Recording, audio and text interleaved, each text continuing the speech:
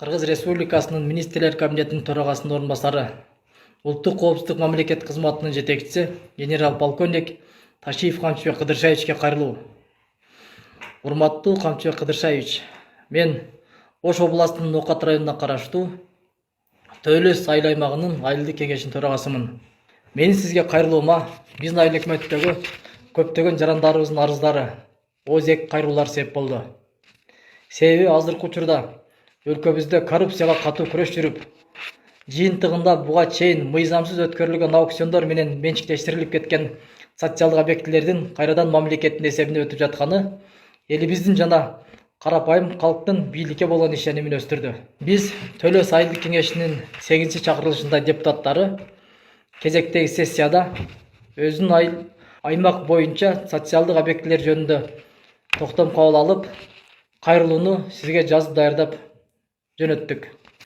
Эми сизге эки көйгөй менен кайрылып кетсем, биринчиси АТР убагында 12 бел айыл өкмөтүнөн Төлөс айыл өкмөтүнө бир айыл кошулган.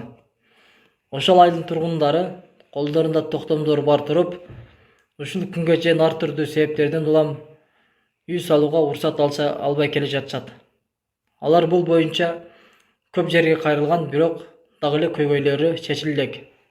Экинчи көйгөй 12 бел айыл өкмөтүнөн биздин айыл өкмөткө кошулган дагы бир айылдын тургуну Ташбеков Нурбектин арызы боюнча. Ташбеков Нурбек 2017 жылы жазган арыз негизинде мамлекет тарабынан үй салууга участка алган.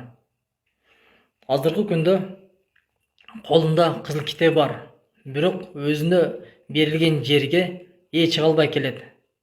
Себеби анын жери башка бир жаранга сатылып кеткен. Урматтуу Камчыбек Кыдыршаевич, Ташбеков Нурбек тилекке каршы биринчи топтогу майып, көз жакшы көрбөйт.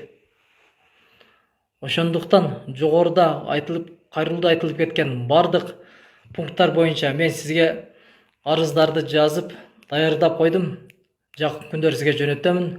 Сизден сураныч, ошол арыздарды өзүңүз жеке көзөмөлүңүзгө алып, акыйкат чечим чыгарылышын көзөмөлдөй бериңизди суранып кетем. Анткени азыркы учурда кайрылуудагы бардык жарандар сизден гана акыйкатты күтүп турат.